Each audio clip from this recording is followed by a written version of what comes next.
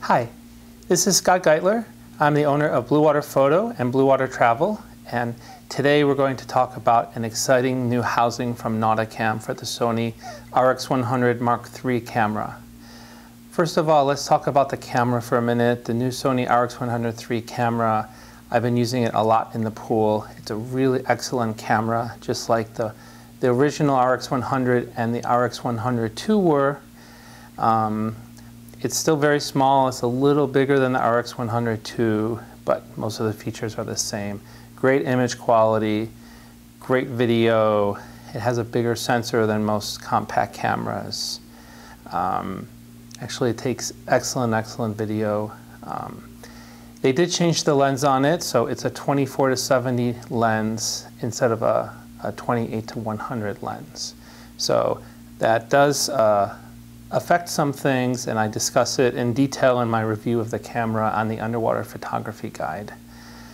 The macro is not as good as the RX-100 II macro is, and for wide angle, you don't have the ability to use the excellent UWL-04 fisheye lens.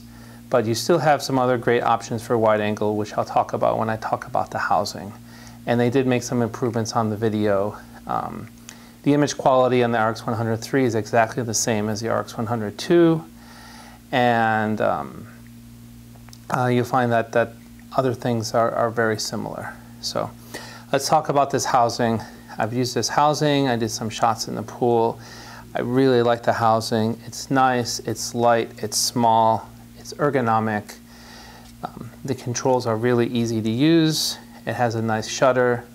The shutter's a little bit hard to use when you're just holding the housing, but when you have handles and a strobe, it's much easier to just push down on the shutter like that. It's a cinch to open. It has a great locking mechanism. A really nice O-ring. It's really easy to see if the O-ring is in properly and clean.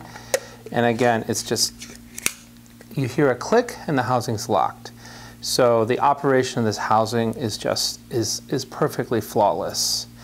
The housing comes standard with 2 fiber optic ports, so you can fire your strobes.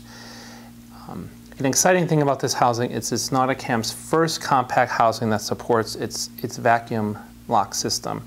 So if you purchase the optional vacuum valve, you can actually create a vacuum, and there's a little light that goes on that says if the housing is free of leaks, which is nice. That's an optional purchase.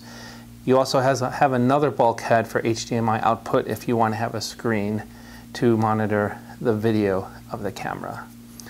The housing has 2 mount points. If you want to mount a focus or video light or a GoPro, you can mount it on an M10 mount, and you also have a cold shoe mount on top of the camera. The controls are nicely labeled, so it's easy to see what each button does on the back of the housing. You have a lever here to pop the flash up and down inside the housing. That flash is what's going to fire your strobes if you're shooting with strobes. I love the YSD1 strobes with this housing, with this camera. They work really well. The camera comes standard with a leak detector, and the port is 67mm threaded, which is great because all of the macro and wide angle lenses just screw right on securely. So for macro, I like using the Blue Water +7 macro lens.